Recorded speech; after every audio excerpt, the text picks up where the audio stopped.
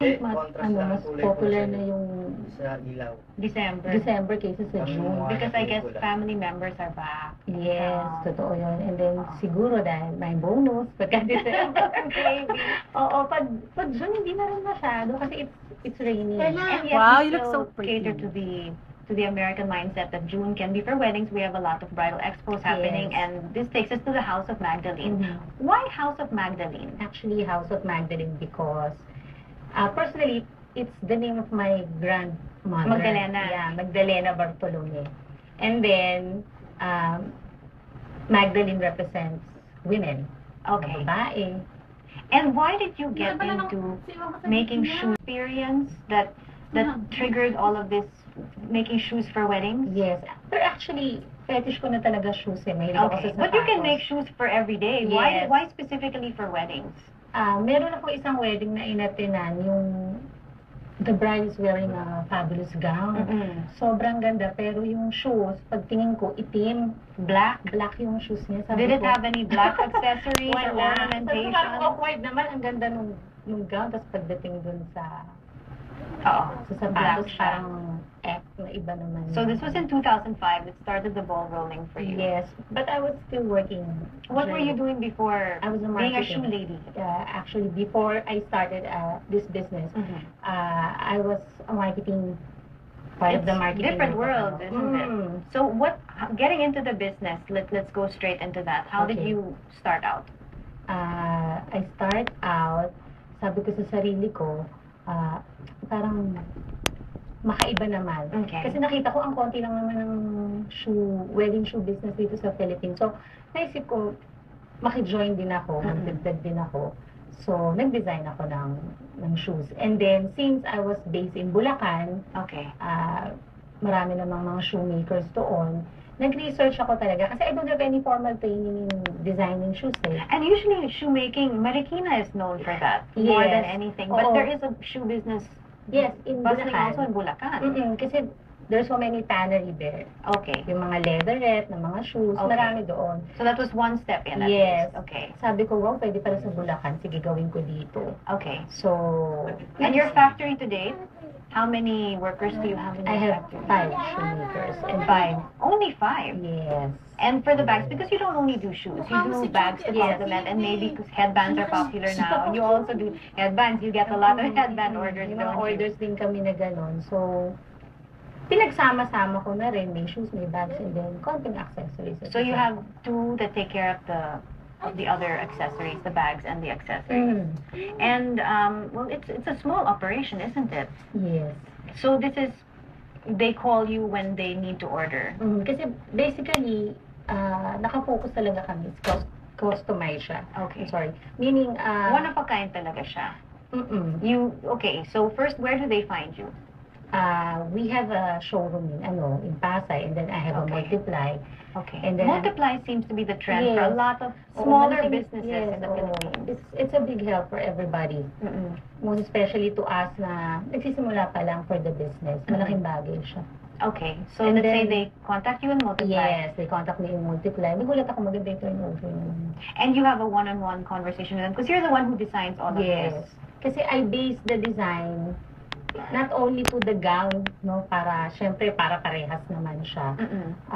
Tinitingnan ko rin yung personality ng client. Okay, and they allow you naman free range. If let's say, oh, they want peep toe, but you think that it's better with something else, do they Syempre, allow you? you suggest din. Kasi baka naman, But brides, parang they know what they want.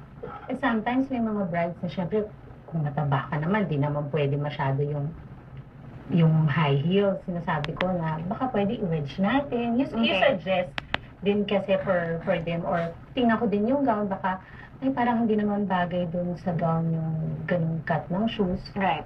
But what we see here is really more of white-ish. Because of course, na-traumatize ka sa black wedding shoe na nakita mo noon. Oo. But do you do things in other colors as well? Because for me, I think gold, silver, that still Yeah, passes, we right? have. You do that. But have you had any other orders of outlandish colors or?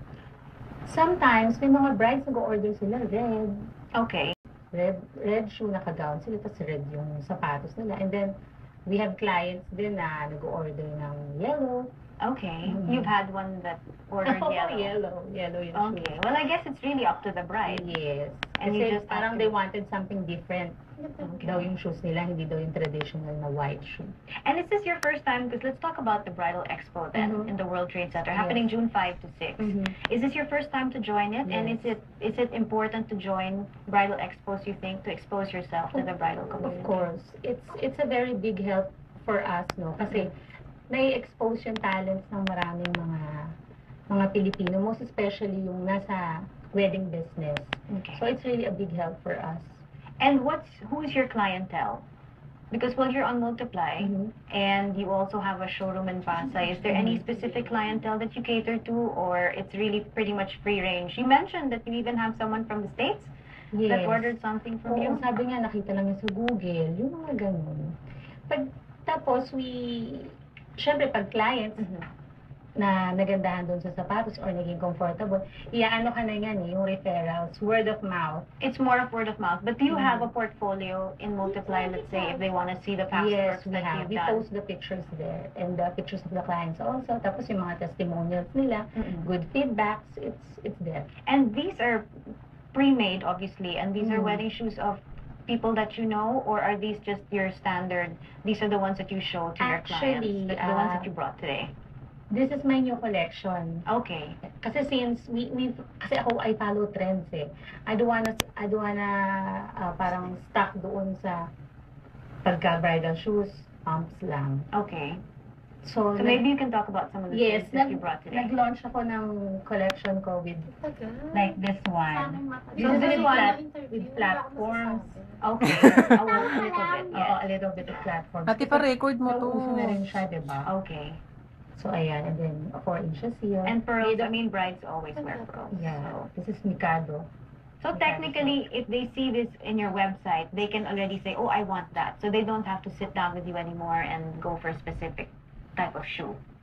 Yes, pero sometimes may mga clients naman na pupunta sa akin, they have these pictures from the net, tapos from the magazines.